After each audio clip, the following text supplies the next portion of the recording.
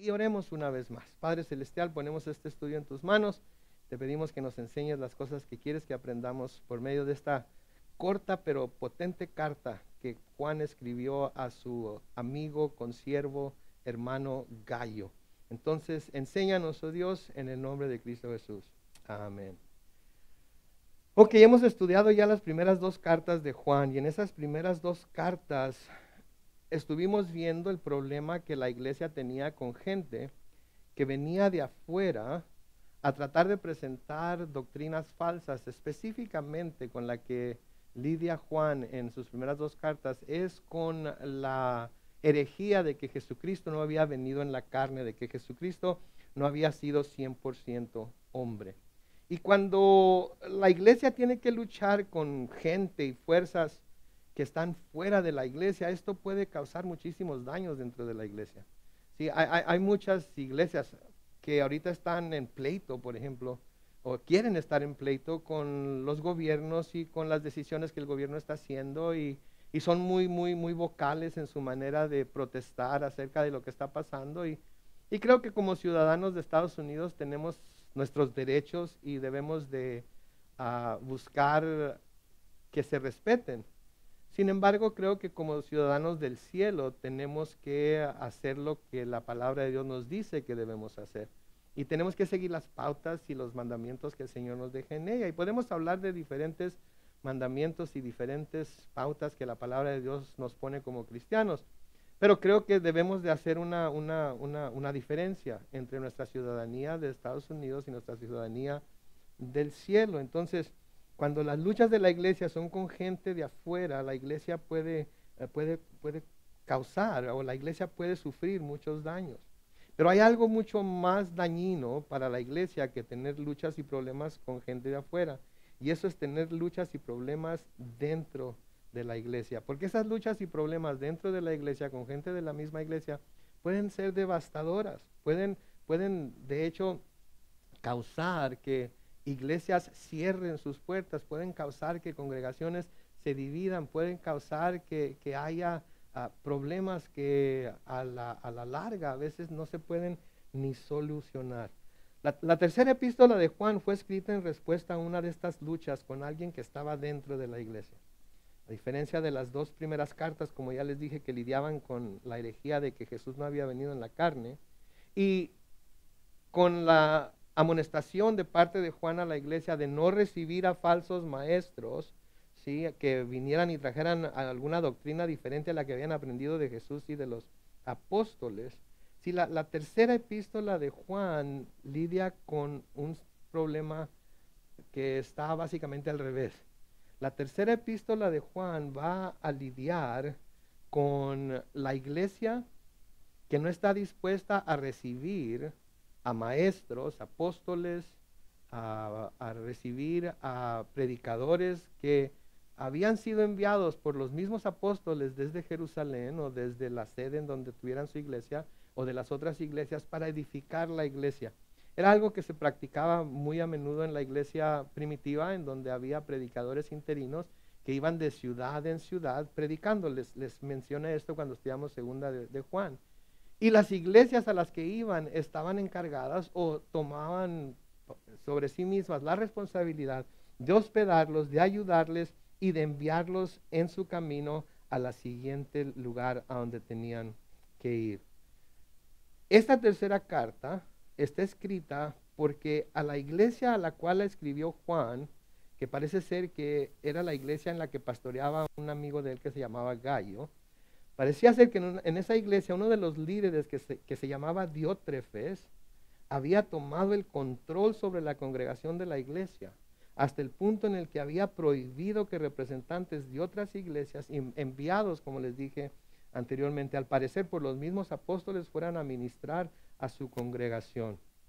Saben, hay muchos pastores muy celosos de su púlpito.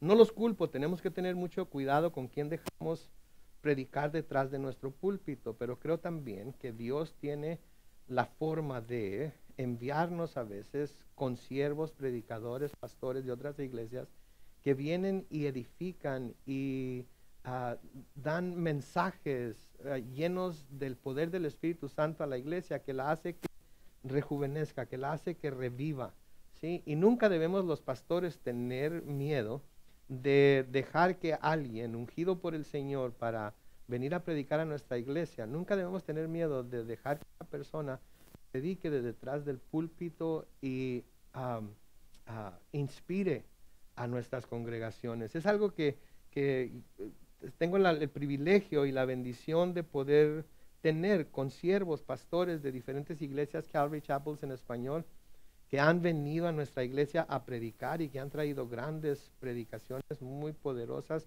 Raúl de Cervera, por el hermano por el que oramos ahorita al principio, es uno de ellos. Mi hermano Roberto Vargas de Escondido ha venido y ha predicado aquí. El hermano Cipriano, que hace poco el Señor lo llevó a su gloria, vino y estuvo predicando aquí. Y diferentes hermanos de diferentes iglesias han venido a predicar aquí, han venido a hacer conferencias y han sido de gran edificación para nuestra congregación. Entonces, como pastores no debemos tener temor de dejar que estas personas prediquen cuando sabemos que esas personas son personas que tienen sana doctrina, que van a predicar lo que la palabra de Dios dice, ¿sí? Ahora, este hombre, este líder de la iglesia, que parece ser que era uno de los líderes de la iglesia, si no el pastor de la iglesia, había de nuevo tomado el control sobre la congregación de la iglesia hasta el punto en el que había prohibido que otros pastores de otras iglesias enviados por los mismos apóstoles fueran a ministrar a la congregación. Y había ido un paso más allá, ¿sí? Había comenzado a expulsar de la iglesia a miembros que se habían atrevido a ayudar a estos representantes después de que él los había rechazado y les había negado ayuda.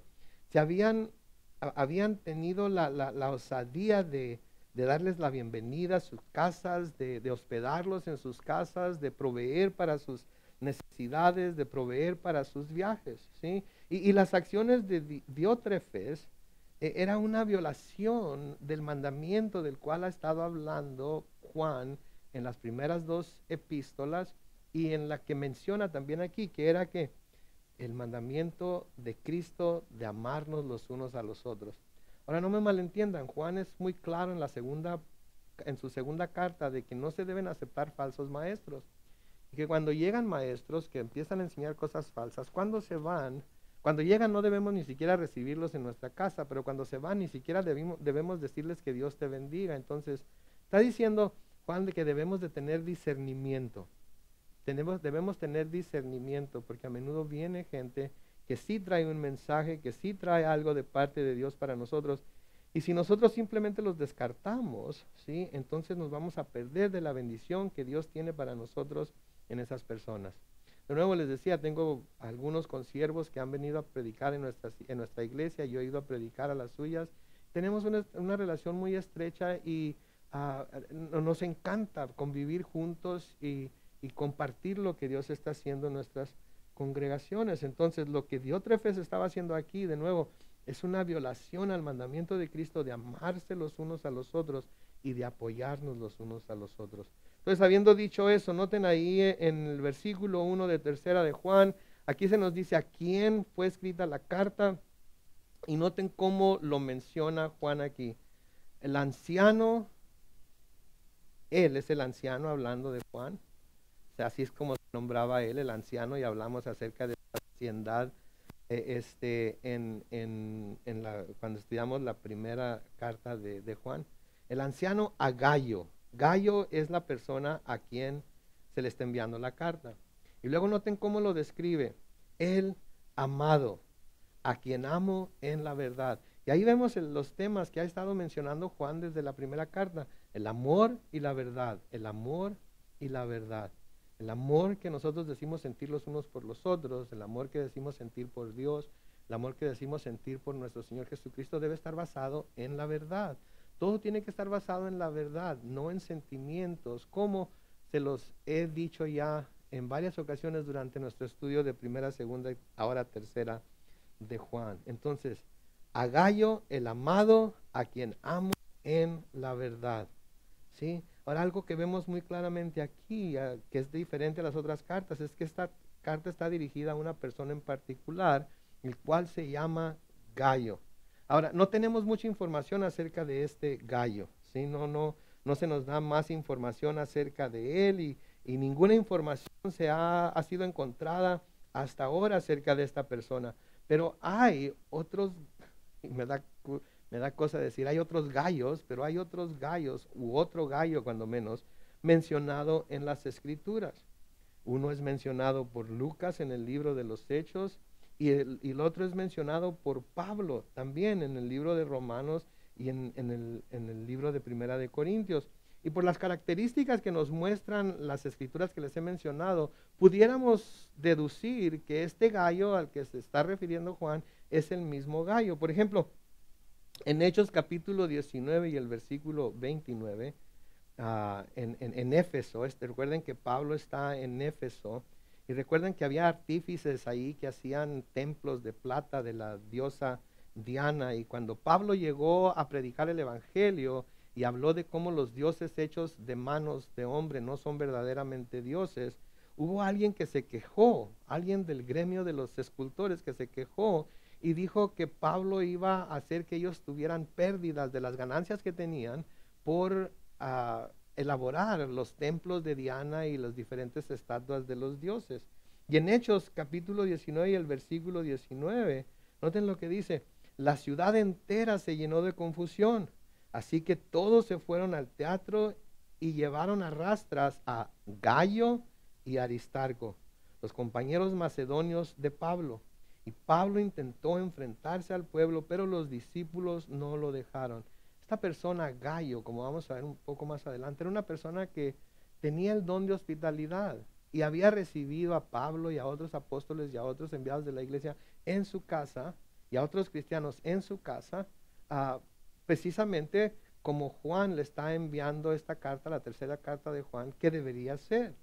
Pablo lo menciona en Romanos capítulo 16 y el versículo 23, en donde Pablo dice: los saluda Gayo. Y luego dice estas palabras: que nos ha hospedado y a mí y a toda la iglesia. Sí, los saluda Gayo, que nos ha hospedado a mí y a toda la iglesia. Entonces podemos ver que era un hombre que practicaba la hospitalidad, que de nuevo es precisamente de lo que se trata la tercera carta de Juan. ¿Sí?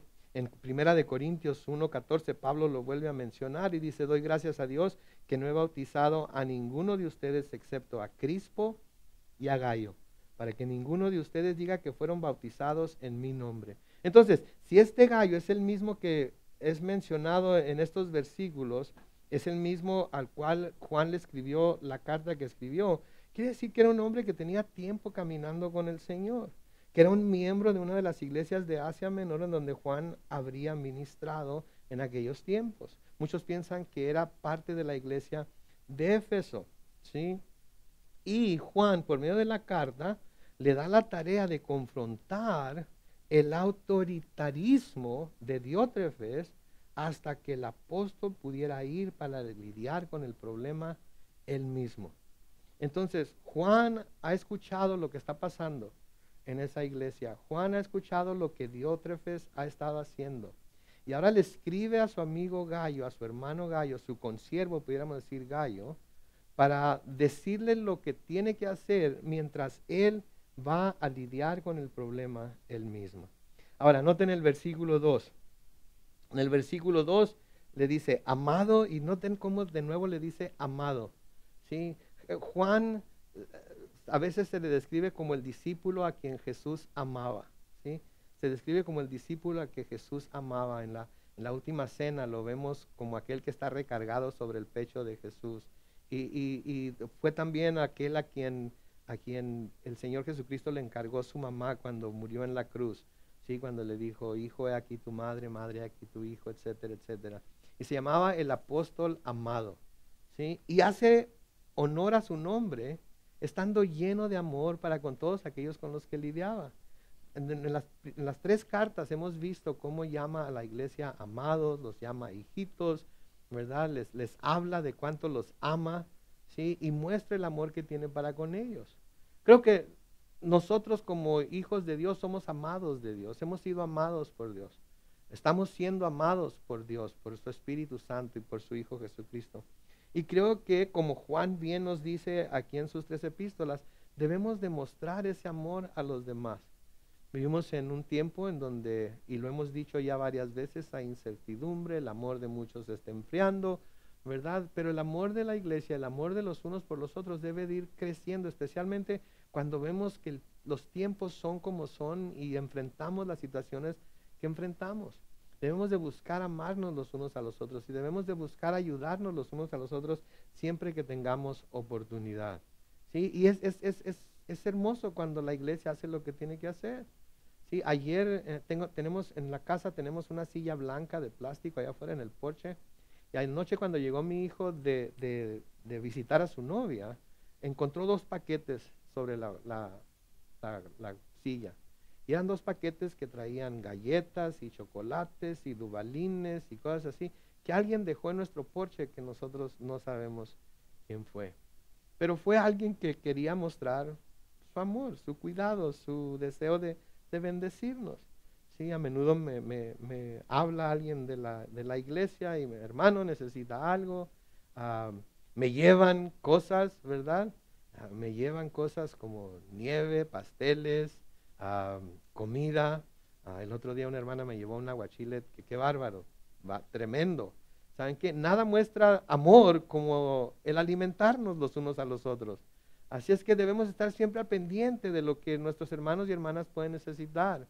Ah, ah, Ahorita ya todo ya está más al alcance, pero hace algunas semanas cuando faltaba papel del baño y faltaban servilletas y faltaba esto y aquello, cuando íbamos al Costco, al Walmart, siempre poníamos un mensaje en Facebook que andábamos en Costco, andábamos en Walmart, por si alguien necesitaba algo.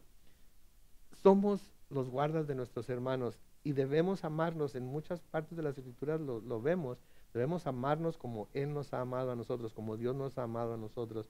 Y aquí Juan llama a su amigo Gayo amado. Y luego noten lo que desea para él. Deseo que seas prosperado en todo y que tengas salud a la vez que tu alma prospera. Noten lo que desea Juan para su amigo Gayo. ¿Sí?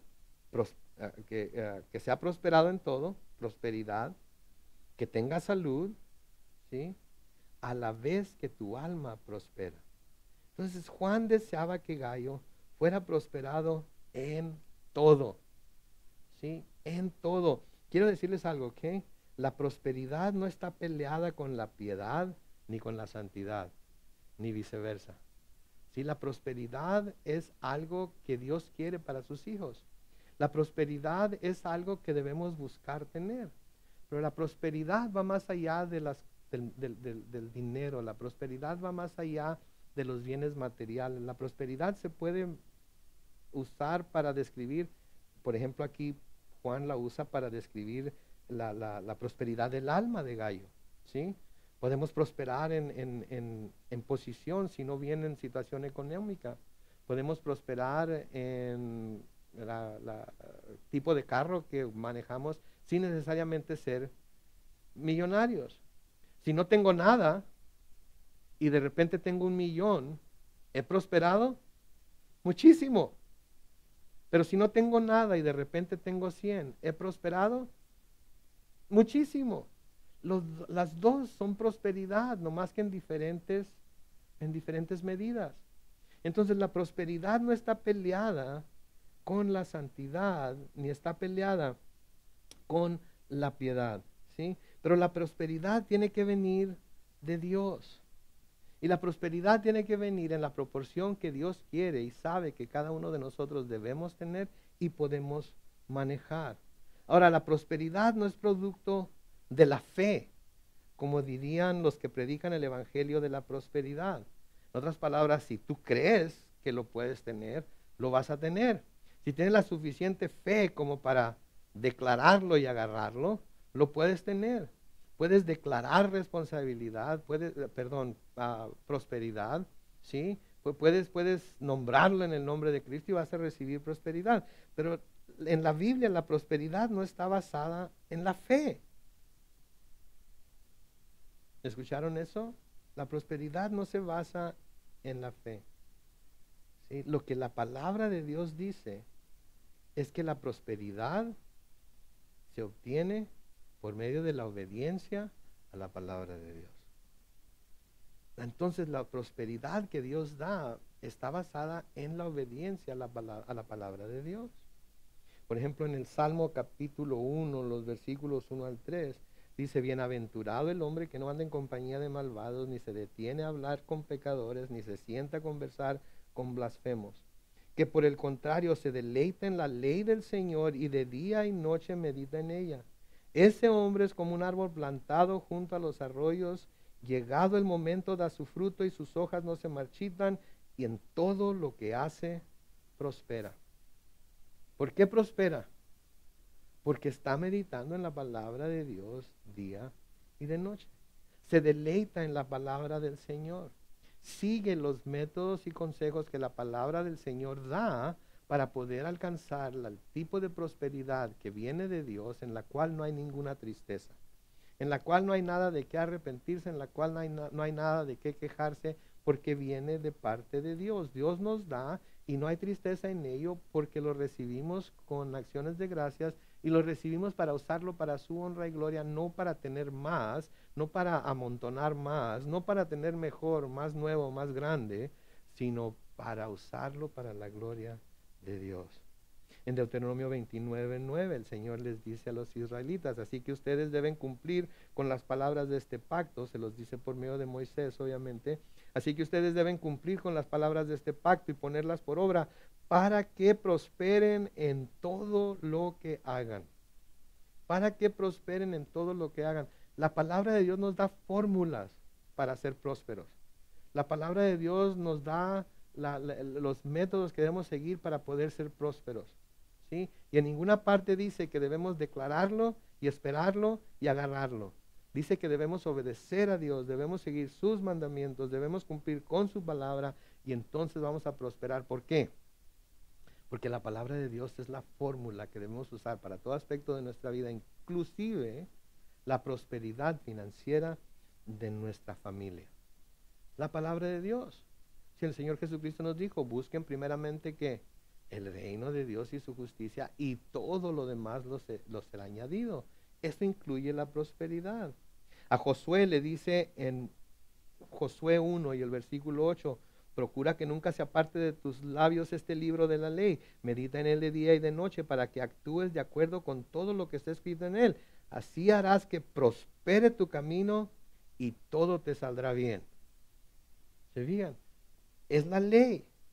Es guardar, que no sea parte de sus labios el libro de la ley, la palabra de Dios. Y yo sé, no estamos bajo la ley. De eso no es de lo que estoy hablando de meditar en toda la palabra de Dios. No estoy hablando de cumplir con las leyes dietéticas, ceremoniales y todo eso del que nos habla el Antiguo Testamento. No, estoy hablando de buscar a través de la palabra aquellas cosas las cuales Dios nos ha llamado a cada uno de nosotros a hacer, que nos van a llevar a tener una vida próspera, que nos van a llevar a que Dios nos bendiga con lo que necesitamos, no con todo lo que queremos, pero sí con lo que necesitamos.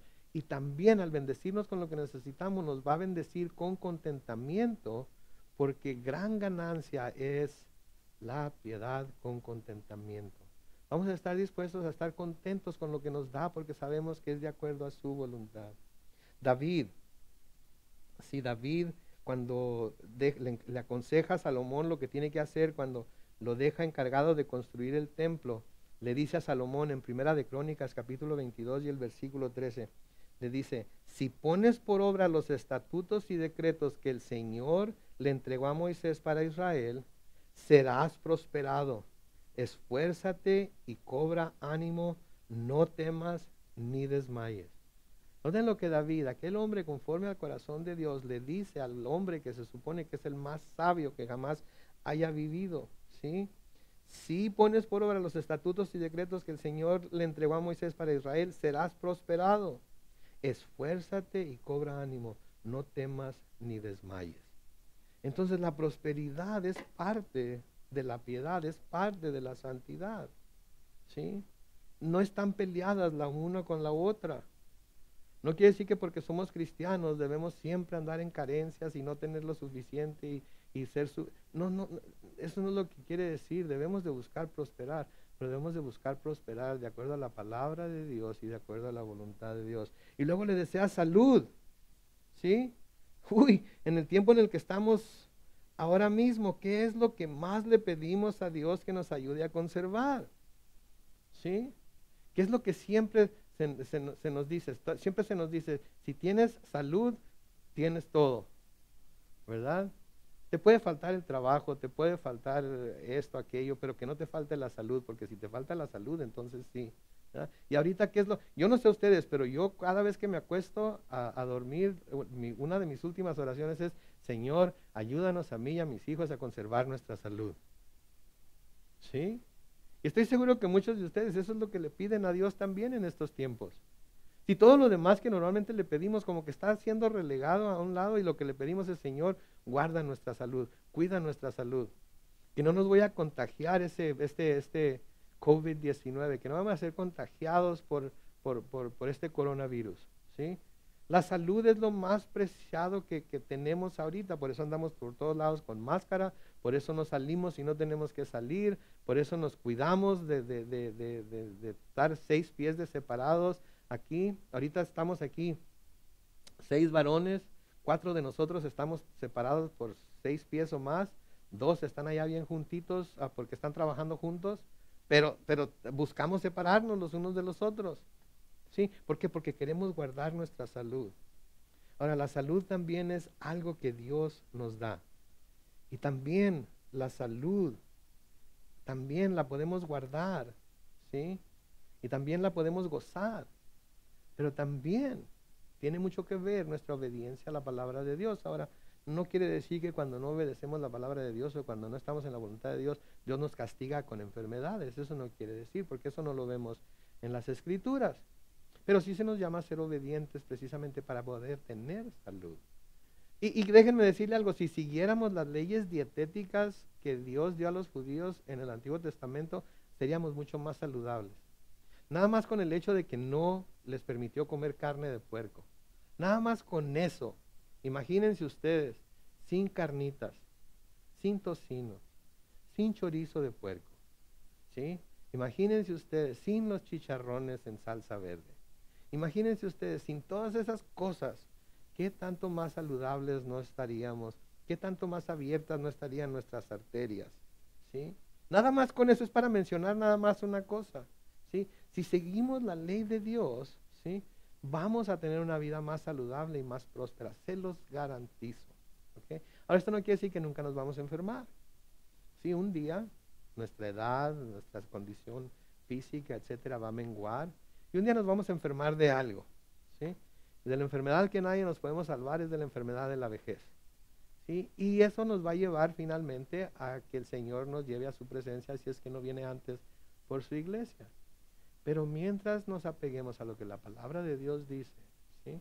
Podemos nosotros estar seguros de que vamos a gozar de salud física, mental y especialmente espiritual. En Éxodo capítulo 15 y el versículo 26 les dijo, si escuchas con atención la voz del Señor tu Dios y haces lo que es recto delante de sus ojos y prestas oído a sus mandamientos y cumples todos sus estatutos, jamás te enviaré ninguna de las enfermedades que les envié a los egipcios. Yo soy el Señor tu sanador. Ahora es muy específico aquí, está hablando de las enfermedades que había enviado a Egipto. Sí, y todos conocemos las plagas y todos conocemos los efectos que tuvieron en el pueblo de Egipto. Está diciendo aquí a los israelitas que si ellos cumplen con sus palabras, si ellos obedecen su ley, esas enfermedades nunca los van a tocar. ¿Sí? En Deuteronomio capítulo 7, los versículos 12 al 15 dice, si después de oír estos decretos, los cumples y los pones por obra, el Señor tu Dios cumplirá contigo el pacto que hizo con tus padres y te mostrará su misericordia. Te amará y te bendecirá, te multiplicará y bendecirá el fruto de tu vientre, y en la tierra que juró dar a tus padres bendecirá el fruto de tu tierra, tu trigo, tu mosto, tu aceite. Ahí está la prosperidad financiera, y las crías de tus vacas y tus rebaños de ovejas. Bendito serás por encima de todos los pueblos, no habrá en ti hombre ni mujer que sea estéril, ni tampoco entre tus ganados. El Señor alejará de ti toda enfermedad. Noten, el Señor alejará de ti toda enfermedad. No enviará sobre ti ninguna de las plagas malignas que envió sobre Egipto y que tú conoces, aunque sí las enviará sobre todos los que te aborrezcan. Noten de nuevo, las enfermedades que envió a Egipto, todas las que estas fueron y toda la forma en la que los afectó. ¿Sí? Entonces, la obediencia tiene mucho que ver con que el Señor nos bendiga con salud también. Sí, ahorita de nuevo, ahorita hay mucho desacuerdo entre si obedecer o no obedecer, si ponernos tapabocas o no ponernos, si separarnos 6 pies o no separarnos, y etcétera, etcétera. Sí, creo que si somos prudentes y obedientes, vamos a poder mantener nuestra salud. Vamos a poder mantener nuestra salud. Pero tiene que ver con seguir lo que la palabra de Dios nos dice. Tiene que ver con hacer caso de lo que la palabra de Dios nos dice. La salud es importante, pero la salud que más importa es la salud que viene de tener a nuestro Señor Jesucristo como nuestro Señor y Salvador. La salud que más importa es la salud que vendrá cuando el Señor regrese a la tierra. Si el Señor nos ha sanado de nuestro pecado, si el Señor nos sigue sanando cuando vamos, por ejemplo, nos dice en el libro de Santiago que si alguien está enfermo, vaya con los ancianos, que lo unjan con aceite y la oración eficaz del justo puede mucho y va a ser sanado, sí, todo eso. Pero la salud más importante, la que más importa es la salud que vendrá cuando el Señor Jesucristo regrese a la tierra. Porque cuando el Señor Jesucristo regrese a la tierra, entonces sí, ya no va a haber más enfermedad, ya no va a haber más muerte, ya no vamos a tener que preocuparnos por ningún virus, porque todo va a estar como debe estar. Si la salud que solo Él puede traer al mundo y de la cual participaremos todos los que hemos puesto nuestra esperanza en Él, es la salud que Él va a traer de una vez por todas. El profeta Isaías nos dice en Isaías 35, los versículos 1 al 8, en ese tiempo el desierto y la soledad se alegrarán. El yermo se regocijará y florecerá como la rosa. Florecerá en abundancia y también se alegrará y cantará con júbilo, pues le serán dadas la belleza del Líbano y la hermosura del Carmelo y de Sarón. Estos montes verán la gloria del Señor, la hermosura de nuestro Dios. Fortalezcan las manos cansadas y afirmen las rodillas endebles. Digan a los de corazón amedrentado, esfuércense y no teman. Miren, aquí viene su Dios para castigar a sus enemigos como merecen. Dios mismo viene y Él los salvará.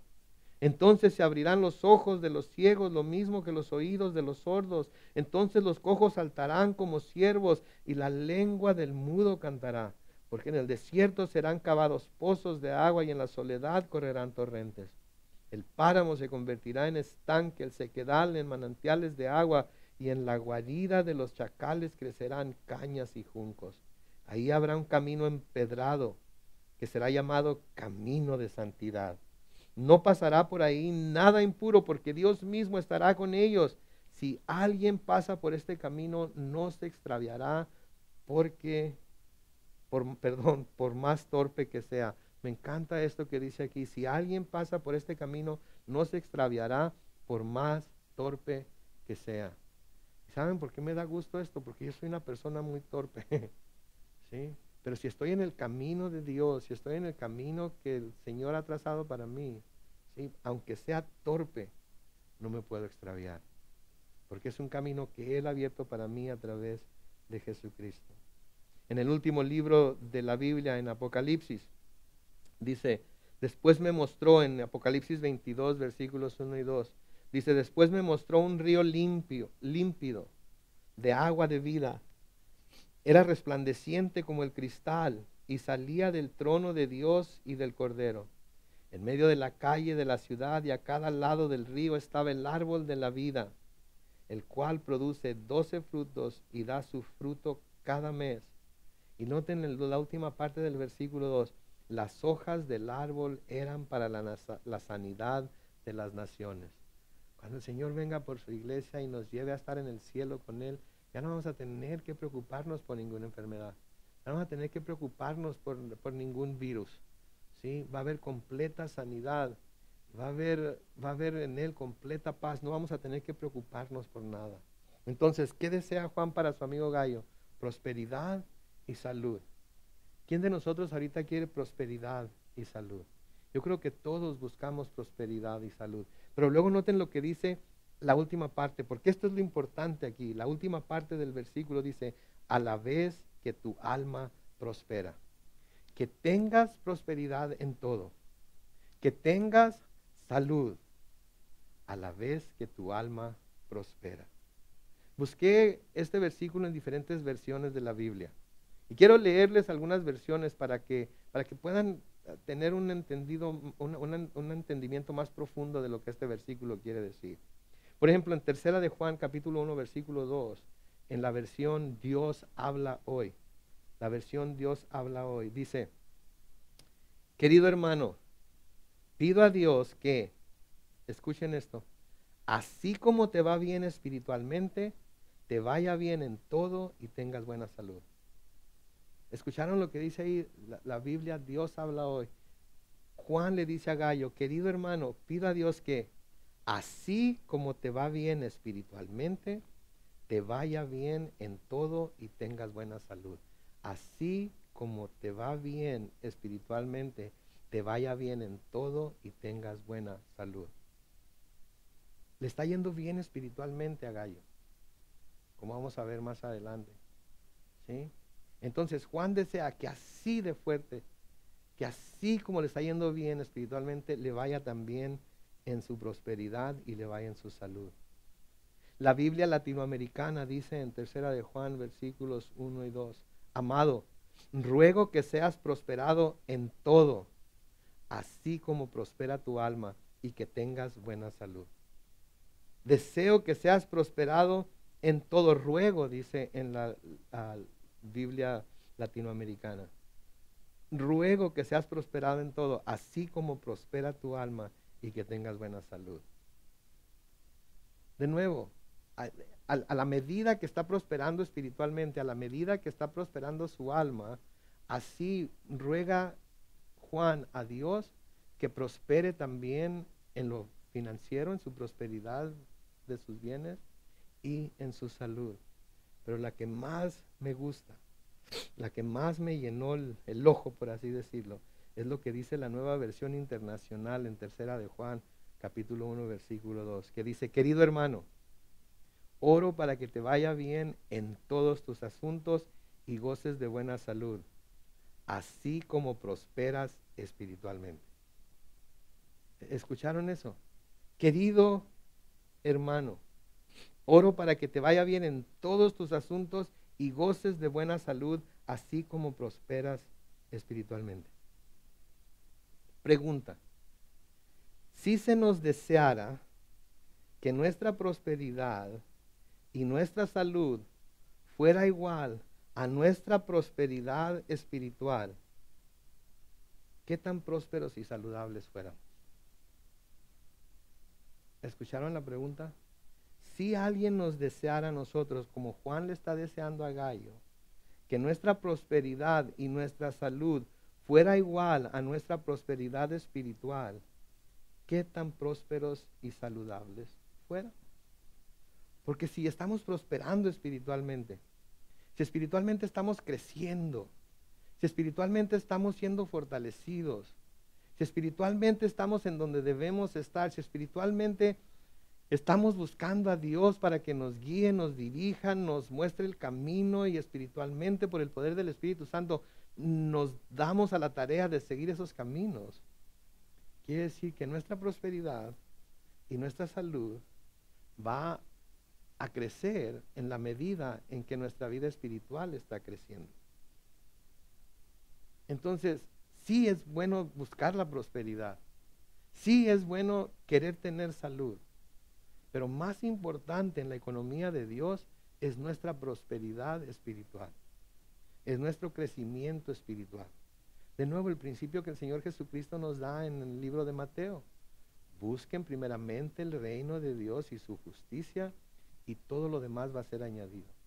Lo más importante es nuestra prosperidad espiritual, nuestro crecimiento espiritual, nuestro fortalecimiento espiritual.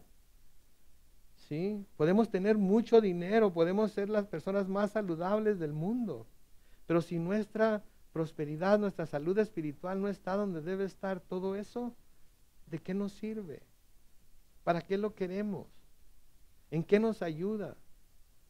Nuestro énfasis debe estar puesto en nuestra prosperidad espiritual y desear y pedir y rogar a Dios que nuestra prosperidad financiera y nuestra salud crezca en la misma proporción que nuestra prosperidad y salud espiritual está creciendo.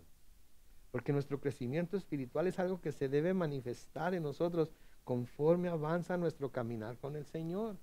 Conforme vamos peregrinando por esta tierra y caminamos más con Dios, debe ser evidente, debe manifestarse nuestro crecimiento espiritual. ¿Sí? Pablo les dice a los efesios, hablando de que él algunos los puso por pastores, maestros y todo lo demás. Ustedes conocen el versículo. Les dice, ¿para qué hizo el Señor todo eso?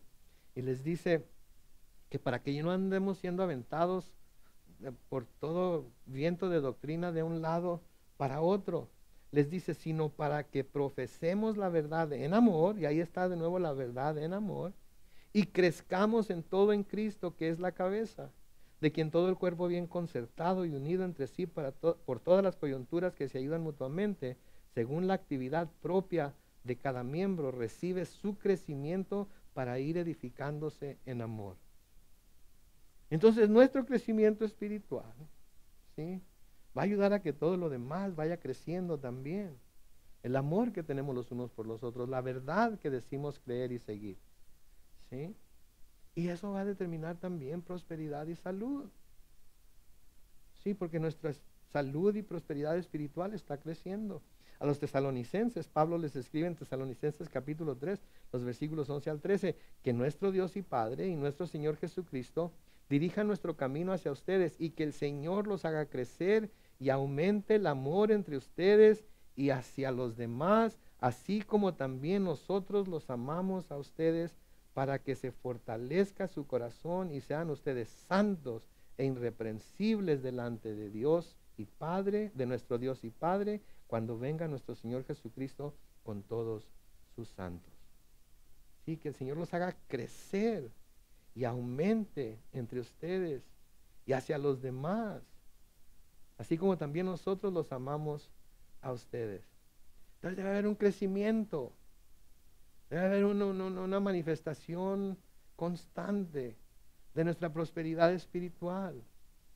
Sí, porque si eso está creciendo, nuestra prosperidad y nuestra salud crecerá en proporción.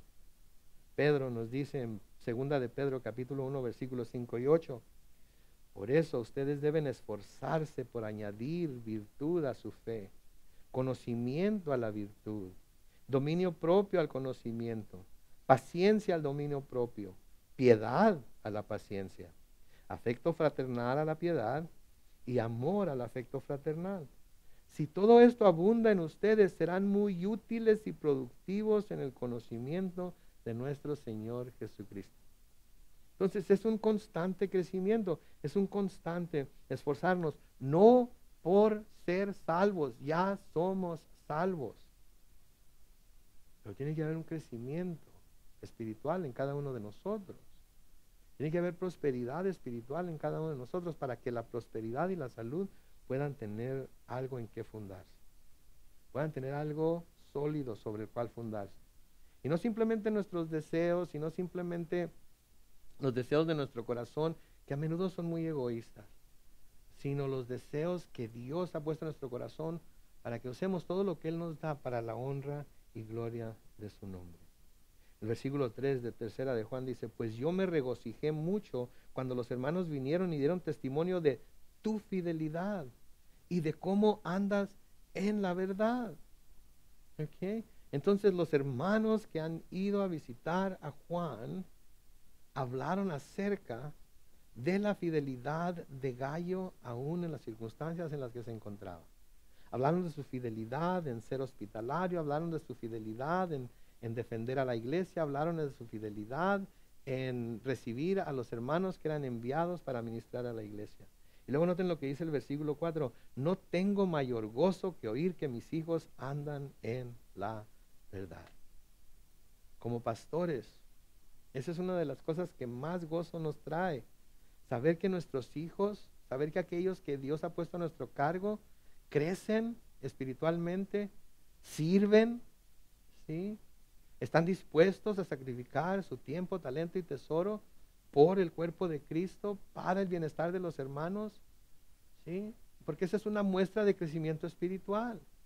Es como cuando tenemos niños, cuando tenemos bebés, buscamos ciertas cosas que manifiesten que van creciendo y que están saludables, que empiecen a pararse por sí mismos, que empiecen a caminar por sí mismos, que empiecen a agarrar cosas por sí mismos. A veces empiezan a caminar demasiado pronto y agarrar cosas que no deben agarrar, pero todas esas las miramos como muestras de que van avanzando, de que van creciendo, de que están saludables, de que van prosperando. Es lo mismo en nuestra vida cristiana, es lo mismo en nuestra vida espiritual. Sí, entonces no tengo mayor gozo que oír que mis hijos andan en la verdad.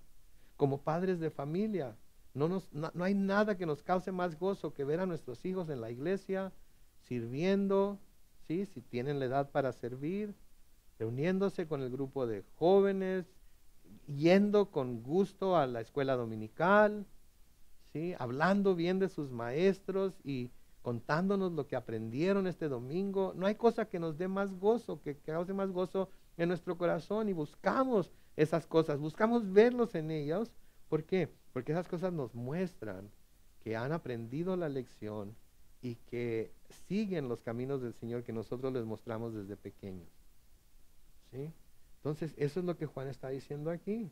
Versículos 5 y 6, noten lo que sigue diciendo: amado, y de nuevo le dice: amado, procedes fielmente cuando prestas algún servicio a los hermanos, especialmente a los desconocidos, los cuales han dado testimonio de tu amor ante la iglesia. Bien harás en encaminarlos para que continúen su viaje como lo merece su siervo a Dios. ¿Sí? Entonces, noten, tú estás siendo fiel. Cuando prestas algún servicio a los hermanos, especialmente a los que llegan, que te dicen que son enviados de nosotros, o que aunque no los conozcas, tú les muestras tu hospitalidad y les muestras tu bondad, ¿sí? Estás siendo fiel en lo que Dios te llamó a hacer. Por eso yo pienso que este gallo es el mismo gallo del que habla Pablo, porque tiene ese espíritu de hospitalidad, ese espíritu hospitalario de ayudar a aquellas personas que necesitan su ayuda. ¿Sí? Los cuales, dice, han dado testimonio de tu amor ante la iglesia. Bien harás en encaminarlos para que continúen su viaje como lo merece su servicio a Dios. Juan está reconociendo que estas personas están sirviendo a Dios. Y están sirviendo a Dios yendo de ciudad en ciudad, tratando de edificar a la iglesia por medio de la predicación de la palabra. Y Gallo está mostrándoles hospitalidad, que es algo que es muy importante en la iglesia. Aquí en la iglesia tenemos el ministerio de hospitalidad, en la cual hay hermanos y hermanas que cada semana sirven, reciben a los visitantes, reciben a los de casa con una sonrisa, con un apretón de manos, con un abrazo, y tratan de hacer todo lo que puedan hacer, todo lo que está a su alcance hacer, para que ellos tengan todo lo que necesitan para poder disfrutar del servicio y poder acercarse a Dios sin problemas. Si la palabra hospitalidad, si quiere decir esto: virtud que se ejercita con peregrinos, menesterosos y desvalidos, recogiéndolos y presentándoles la debida asistencia en sus necesidades. Eso es lo que la hospitalidad es. Eso es lo que el ministerio de hospitalidad es. ¿Sí? Recibimos a los peregrinos, recibimos a los necesitados, los que necesitan ayuda. Si los recogemos y les presentamos la asistencia que necesitan en sus necesidades. Entonces todos debemos ser hospitalarios. Todos debemos buscar tener ese espíritu de hospitalidad los unos con los otros. ¿Sí? En Romanos capítulo 12, versículos 12 y 13, Pablo dice: gocémonos en la esperanza, soportemos el sufrimiento, seamos constantes en la oración, ayudemos a los hermanos necesitados, practiquemos la hospitalidad. Ahí está la pauta a seguir durante este tiempo de cuarentena. ¿Ok? Si querían un mapa a seguir para este tiempo de cuarentena, ahí está. Gocémonos en la esperanza de que esto va a terminar pronto. Gocémonos en que quedan unos cuantos días, unas par de semanas. Gocémonos en que en cualquier momento van a decir, ok, van a poder reunirse otra vez. Esa es la esperanza que tenemos. Debemos gozarnos en esa esperanza. Soportemos el sufrimiento. ¿Sí? Ahorita fui a Lolitas a comprar unos burritos. ¿Sí? Y llegué a la puerta, en mi apuración, llegué a la puerta y dice, si no traes máscara, no puedes entrar, no habrá servicio. ¿Y qué creen? No traía máscara. ¿Y qué pasó? Sufrí, sufrí, porque por no traer máscara no iba a poder comprar los burritos que iba a comprar. Soportemos el sufrimiento. No estamos acostumbrados a estar como estamos. No estamos acostumbrados a estar aislados. Algunos de nosotros nos gusta andar de un lado para otro todo el tiempo. Ir a comer a donde nos dé la gana, sentarnos por cuanto tiempo nos dé la gana. ¿Sí? Ir a visitar a quien ahorita no podemos. Pero nos gozamos en la esperanza de que pronto vamos a poder. Y mientras tanto soportamos el sufrimiento. Seamos constantes en la oración. Seamos constantes en la oración. ¿Sí? No debemos de dejar de orar. ¿Sí? Podemos olvidarnos de todo lo demás. Ya es suficiente televisión, ya es suficiente Netflix, ya es suficiente internet, ya es suficiente esto y lo otro. De lo que nunca va a haber suficiente va a ser oración. Hay mucha gente por quien orar. El jueves en la tarde hice una lista con las personas que estaban ahí de las peticiones de oración que pidieron. ¿Sí? Y la tengo en mi mesita de centro. Y cada vez que me siento ahí en mi mesita de centro en la sala, la veo y en lugar de prender la televisión, oro por esas cosas. Y después prendo la televisión. Pero la tengo ahí enfrente para que me recuerde. Y cuando abro Facebook, a lo primero que voy, después de ver la página por unos momentos, voy al grupo de oración para ver las últimas peticiones de oración que se han puesto, aunque me llegan las notificaciones y a ustedes si son parte del grupo les deben de llegar también. Pero seamos constantes en la oración. ¿Qué sigue? Ayudemos a los hermanos necesitados. Hay gente necesitada entre nosotros, mis hermanos, y aprovecho la oportunidad para decirles que si saben de alguien que esté necesitado, por favor, déjenoslo saber para ver en qué forma les podemos ayudar, especialmente si son de la familia de la fe. Entonces, ayudemos a los necesitados. Y luego, practiquemos la hospitalidad. Practiquemos la hospitalidad. Seamos hospitalarios. ¿Se fijan qué palabra tiene escondida ahí la palabra hospitalidad? ¿Se fijan la palabra con la que comienza? Hospital. Hay mucha gente enferma a nuestro alrededor. Quizás no esté enferma físicamente. Quizás no ha sido contagiada por el coronavirus, como nuestro hermano Raúl ha sido contagiado, como su esposa. Sus hijos probablemente están contagiados. Quizás no de esa clase. Sí, pero hay mucha gente enferma de soledad, hay mucha gente enferma de ansiedad, hay mucha gente que por estar encerrada en su casa está sufriendo cosas que nosotros no nos podemos ni siquiera imaginar. Y a veces a manos de personas que viven con ellos o ellas, que no saben cómo lidiar con la situación que tienen en las manos ahorita. Entonces debemos de buscar alcanzar a esas personas, servirles a esas personas. Entonces, ¿quieren una fórmula? ¿Sí? ¿Quieren una fórmula para poder sobrevivir durante esta cuarentena? Ahí está. 1, gócense en la esperanza. Gócense en la esperanza de que esto pronto va a pasar, de que esto también pasará. ¿Sí? Y estemos de acuerdo o no estemos de acuerdo con las cosas que el gobierno está diciendo o no está diciendo, lo que sea, seamos prudentes nada más. Seamos prudentes nada más y pensemos en los demás y no nada más en nosotros. Soportemos el sufrimiento. Yo sé que es un sufrimiento. Es un sufrimiento estar en casa, ¿verdad?